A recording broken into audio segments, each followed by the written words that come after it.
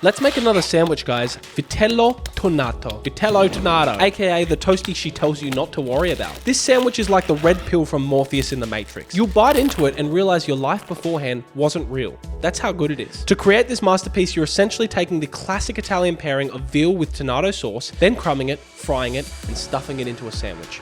Thank me later. Vitello tonato. Guys, this is an absolutely beautiful sandwich, probably something you've never had before. Funnily enough, guys, I made pretty much this recipe minus the sandwich for My Kitchen Rules. I mean, it is lovely and juicy. It's still crisp on the outside. Like, that's everything you want from a pork cutlet. I got eliminated that day. Au revoir.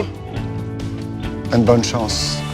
It tasted absolutely amazing, I promise. To be honest with you, I actually forgot how I chopped this up, but I'm going to cut these little heads off. All right, then we're going to grab our fennel and chop them as thinly as possible, because maybe I would still be on MKR if I did that. Now, nice and thin slices of fennel. Don't waste any of this. Speaking of not wasting fennel, what we have here are the fennel fronds. We're gonna chuck that into our bowl and chuck this fennel into our bowl as well. These here are non-ness chilies, so they don't f around. We're going to de-seed the crap out of them. Just top and tail each side, stacking them up on top of each other and just lightly, thinly chopping through. When I served this schnitzel to Colin Fastnich, he said, if you worked for me and you gave me that pork, I'd be very happy, Marcus. Which is quite sweet. It shows that this must taste really good. Anyways, chilies into the bowl. We're gonna go on with our apple. I'm going to top it. I'm gonna tail it, chop it up into quarters, get rid of our little core pieces here, chopping these apples into thin little strips. You don't need the whole apple, so I'm just going to use a little bit of this into the bowl and a little bit of this into the bowl. And the rest you can just bring it on with a little bit of parsley. Okay, so now all the salad needs is a dressing and some seasoning. We're going to wait to do that later, because if we add our wet stuff now, these nice crispy bits of vegetable and fruit are just gonna be soggy by the time we get to use it. So set that aside and let's make some schnitzel. Okay, so starting with our flour mix, which is the first layer of coating for our schnitzels, we are going to get some toasted fennel seeds, chuck them in a mortar and pestle, and just bash them down into a fine powder. And guys, fennel with pork, amazing. Here, come smell it. Smells amazing. Okay, so our fennel seeds are bashed into a pie dish or whatever bowl you can find. We're gonna grab some all-purpose flour, chuck it in, then chuck our fennel seeds in, as well as some seasonings. I've gone with onion powder, garlic powder, dried oregano, salt, and pepper. I find a lot of the flavor comes from this initial bit of seasoning. So speaking of flavor dividends, we're gonna go a little bit of fresh chopped parsley into the same mix and just mix that through. That is our initial dry mix done. Next, we're gonna crack up 2 eggs. Using a fork, we're just gonna whisk that up. And last but not least, our panko crumb mix. So we're just gonna chuck some panko crumbs into there. And my favorite part about this panko mix is the addition of some grated Parmesan cheese. So much more flavor and saltiness and seasoning and depth just comes from doing this. We're just going to mix that cheese through and our station is ready. Now we're going to prepare our meat. Here I've got veal and some pork cutlets. Both of these are absolutely delicious and work perfectly in this sandwich, but you pick the meat you prefer most. Okay, so these are already quite thin, but what we're going to do is we're going to bash both the veal and the pork down. By making it thinner, they cook more evenly, they cook more quickly. Grab a heavy object that you've got and just lightly bash around. Do it evenly across, so don't just smack it down and destroy it. And now we've increased the surface area of the meat. Same thing again for the pork. This one you have to be a little bit more careful with because it's attached to a bone. I've requested from my butcher to keep the bone on because I personally just want to eat the meat along the bone. It's always so tasty. Oh.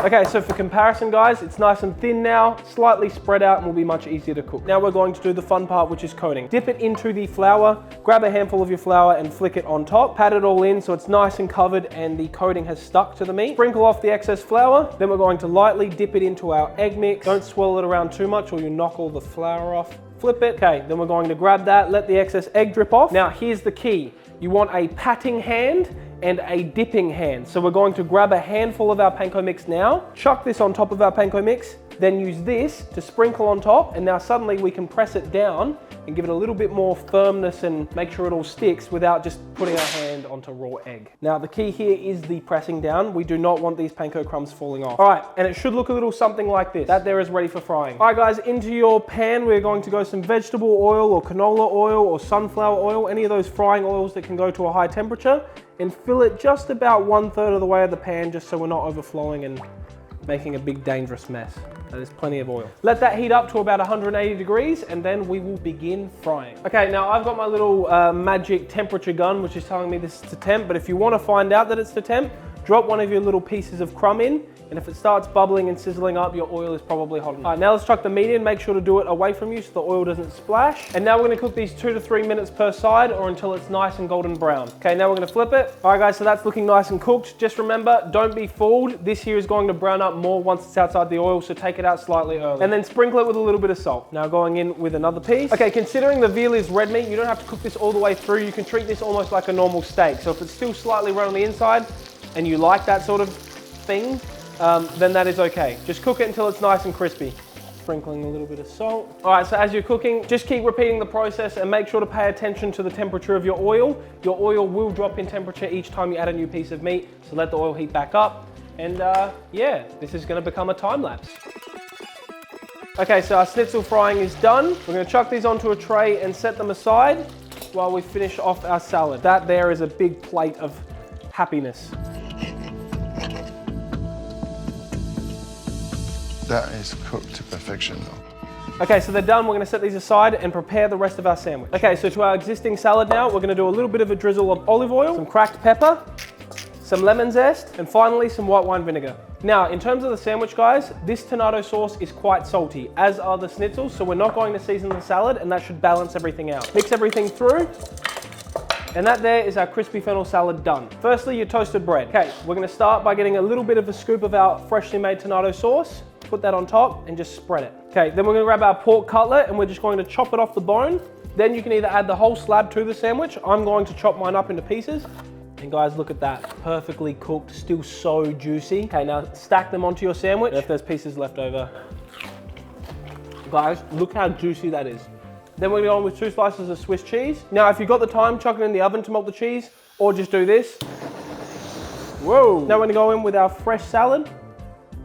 Just add that on top. A little bit of a squeeze of lemon juice, and then to finish it off, just a tad more tomato sauce on top.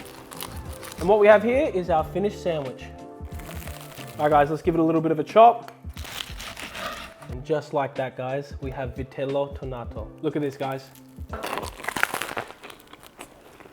Guys, you already know what I'm gonna say. You've got to try this one at home, guys. I know you're gonna love it. Make sure to subscribe. Thank you for watching, and holy shit.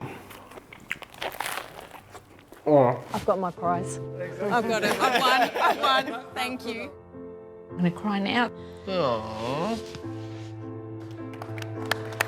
It's been an absolutely amazing experience, and I don't say that lightly.